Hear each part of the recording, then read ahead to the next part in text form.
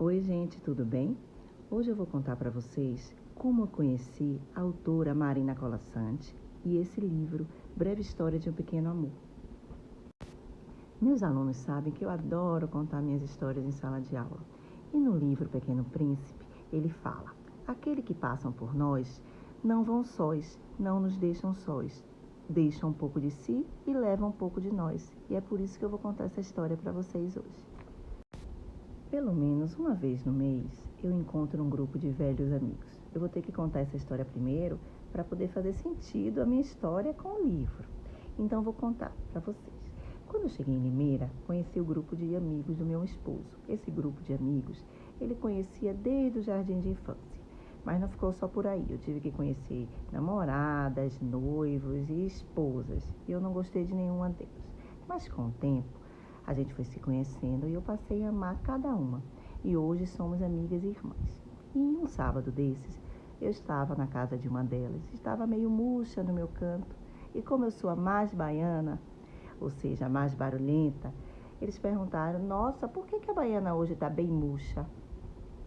Aí eu falei: vocês não vão acreditar, o meu João está namorando. Então houve um silêncio geral na sala. E a dona da casa, a Vanessa, foi até o quarto e trouxe esse livro para a gente ler juntas. Elas continuavam em silêncio e eu, muito brava, dizia: meu João, um rapaz tão lindo, e aquela moça tão feinha, coitada, ela não é para meu João. E elas caíram na gargalhada. E eu, como sou muito apaixonada pelos meus filhos, fiquei chorando que as lágrimas caíam. E elas rindo de mim, claro, né?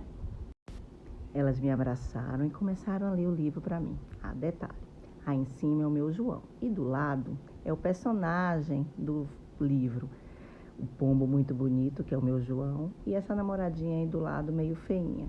Vamos para a história?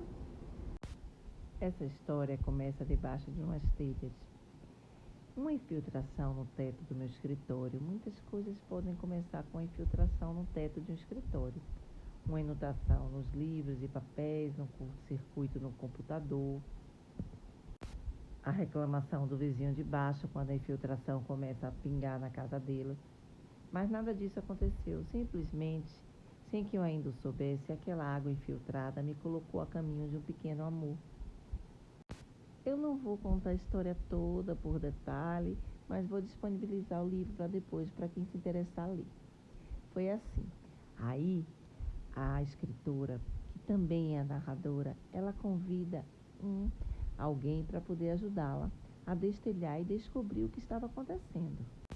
Então, o profissional começou a destelhar toda a parte que havia sido inundada e, de repente, se depara com um baú secreto naquele espaço vazio, ainda cheio de penumbra e cheiro de sol guardado. Havia um ninho, e desse ninho havia uma pomba, e debaixo da pomba haviam 2 pombinhos recém-nascidos. E em um susto, em um bater de asas, a pomba foi embora e ficaram apenas os filhotes. Que coisa mais feia é pombo que nasceu há pouco tempo. A pele é escura e frouxa. Parece até pijama de um irmão maior.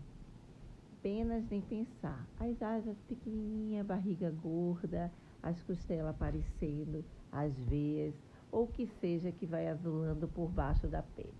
Tudo parece ainda por terminar, mas o pior é a cabeça, é grande demais para o corpo. Acho que combinaria com a pele se o esqueleto fosse um pouco maior, desequilibrada sobre o pescoço magro, com um bico fino e comprido e 2 olhos enormes, 2 olhos saltados, chegando à vida antes de todo o resto, ansiosos e meio cegos. Assim eram os 2, e eu os amei imediatamente.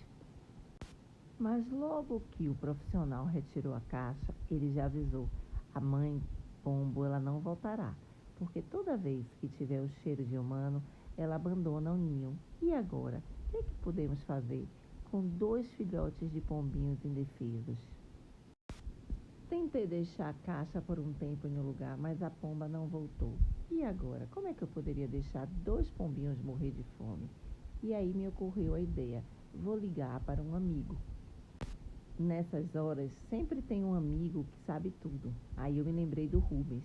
Ele ia saber como cuidar de um passarinho. Então ele me deu toda a dica.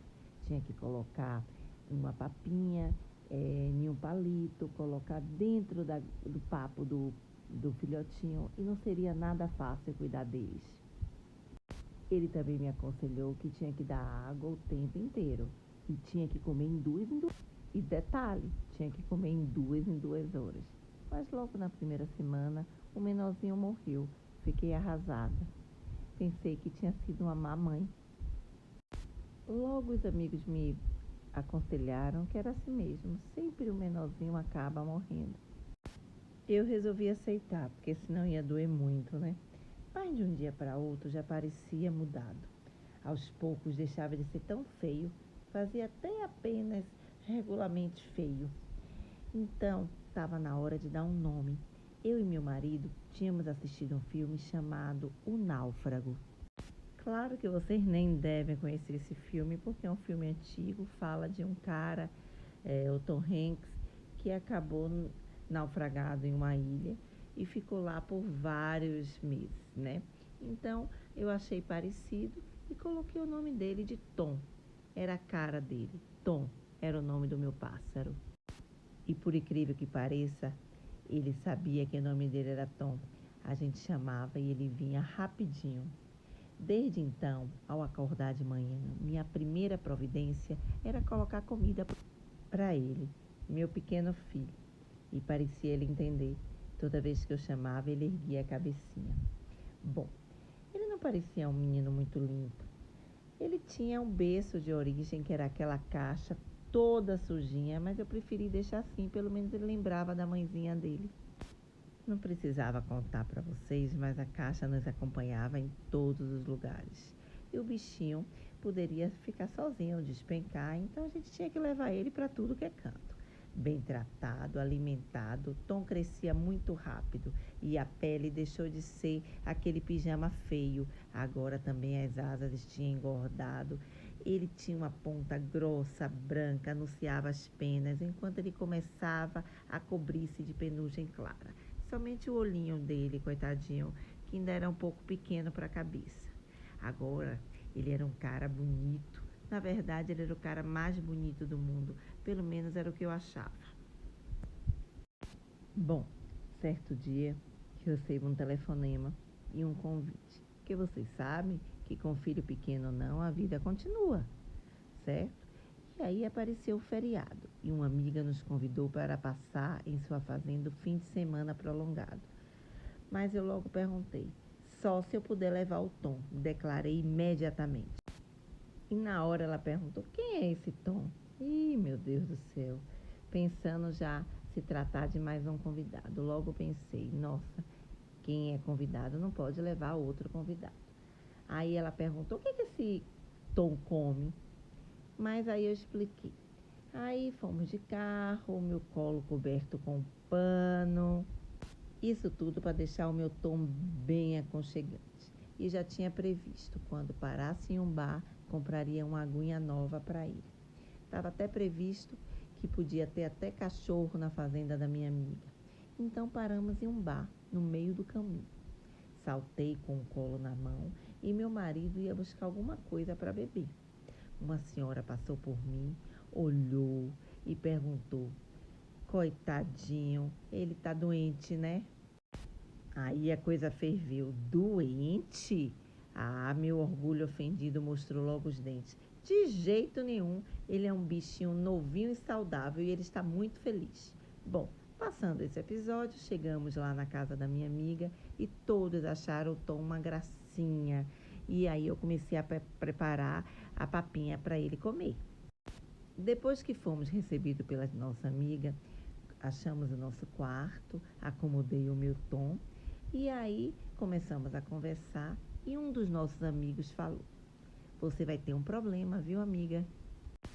Eu quero saber agora quem é que vai ensinar esse bicho a voar, porque ele está crente que você é a mãe dele. Eu fiquei arrasada. Quando ele crescer, vai andar atrás de você o tempo inteiro. Quase eu me ofendi. Como? Quem cuida dele sou eu, quem é a mãe dele sou eu, quem dá comida a ele sou eu. Qual o problema? Eu sou a mãe dele. Pensei, mas eu não ia dizer isso, né? Eu não ia dar ousadia a ele, mas pensei, meu Deus, como eu vou ensinar o meu pombinho a voar? E fiquei com essa preocupação muito grande. Felizmente, aqueles que sabem muito também podem se enganar, né? Bom, e teríamos eu e o Tom levado adiante nosso crescimento em plena tranquilidade, se não fosse outra previsão sinistra que abateu sobre nós. Eu precisava planejar uma aula de voo para o Tom. E agora? Eu tinha que ser boa mãe e para isso eu precisava ensiná-lo a voar. Bom, preparei minha cama, enchi de edredom e comecei a fazer gesto para ver se ele me imitava. Mas não tinha jeito. Ele não entendia nada e acabava caindo. Gente, eu poderia até ter desistido, mas não desisti. Meu papel de mãe não ia permitir uma coisa dessa. Tem hora que você precisa deixar seu filhote sozinho, porque eu precisava ir ao mercado. E deixei ele protegidinho dentro do banheiro, com todos os tipos de cuidado que uma mãe pode deixar. Quando cheguei do mercado, abri rapidamente o banheiro e não achei o Tom. Onde é que ele estava? Procurei por toda parte, ele não estava. Quando olhei para cima do box, lá estava ele. Meu pombo tinha aprendido a voar. Meu lindo pombo havia aprendido a voar.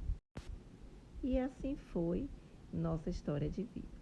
Eu chamava, ele vinha, comia, e assim continuaram vários meses nessa história de amor. O Tom começou a ficar mais atrevido. Eu chamava ele e ele não queria vir mais. Ele ficava agora na janela. Só entrava para casa quando ele queria. Teve uma noite que ele resolveu dormir fora de casa. Fiquei muito preocupada por causa do vento. Pensei em pegar uma friagem, mas quando acordei ele estava lá, no mesmo lugar. Chamei e ele veio comer como de costume. Como minha varanda agora vivia cheia de alpiste, alguns passarinhos apareceram também lá para se alimentar. E pensei, será que eles vão gostar do meu tom? Será que eles vão conseguir se enturmar? Ah, mas tudo bem, deu tudo certo. Bom, é agora que começa todo o problema. Eu não vi nenhum problema nele em se socializar, nem nada. Ele parecia perfeitamente à vontade com o grupo. É agora que começa todo o problema. Ele ficou tão à vontade que dentro de poucos dias ele fez sua escolha e passou a andar sempre acompanhada pela mesma pombinha. Eu digo francamente, não gostei nada dela. Era pequena, magra, fosca, com estranhas manchinhas brancas, as penas arrepiadas e ralas. Pelo amor de Deus, eu tentei ser justa, mas qualquer um podia ver que aquela não era namorada digna para o meu João, desculpa, para o meu Tom, que se havia tornado um belo pombo cinzento, de peito farto e iluminado por vivos reflexos arroxeados. Você está morrendo de ciúme, disse meu marido. E podia até ser. Ciúme ou não, ela não merecia um pombo tão lindo igual o meu. Acredite ou não, mas Tom passou a convidá-la todo dia para comer na minha casa. Ai, gente, eu vou confessar, viu? Isso me incomodou logo na primeira vez. Que ele gostasse dela não era problema meu, ou não tinha que ser. Mas que a trouxesse para comer na minha casa me parecia um pouco excessivo. Eu nem sabia se era ela limpa. Troquei a tigela de lugar, não a punha mais sobre a mesa do terraço, mas dentro da sala, junto à porta. E eu chamava o Tom. E antes que ela tivesse tempo de entrar, eu fechava a porta na cara dela. Ai, que judiação, Senhor. E ela continuava ali do lado de fora, olhando como ela quisesse comer, quieta, à espera que ele saísse. E quem sabe também ela estava com fome. Eu até aguentava mais se ela fizesse alguma malcriação, mas ela era boa demais. Super educada, e aquela mansidão me doía. Aí aguentei umas 2 vezes, na terceira vez eu abri a porta, pedi desculpa e passei a colocar 2 potinhos de comida para os dois. E com o passar do tempo, os dois passaram a ser inseparáveis. Certo dia, chamei meu Tom e ele não voltou mais. E aí eu pensei, o casal não havia passado a noite no telhado. E é tão dura a vida dos pombos lá fora, sem comida, sem água. O mundo é um espaço cheio de ameaças. Meu coração dizia que não fazia sentido ele ir embora, quando tinha tudo comigo, segurança, carinho e liberdade. mas minha razão sabia que o que fazia sentido para mim podia não fazer sentido para ele e que tudo o que eu lhe dava podia não ser aquilo que ele precisava. Tom tinha seus próprios desejos. A partir de um sumiço, acreditei que seria igual aos outros e ele voltaria. Esperei durante um tempo. Depois percebi que nunca mais tornaria a vê-lo. E foi assim que escreveu a história de Tom e de nosso bem-querer. Eu fiquei com um tanto de saudade, um tanto de preocupação por tudo que esperava e um tanto de orgulho.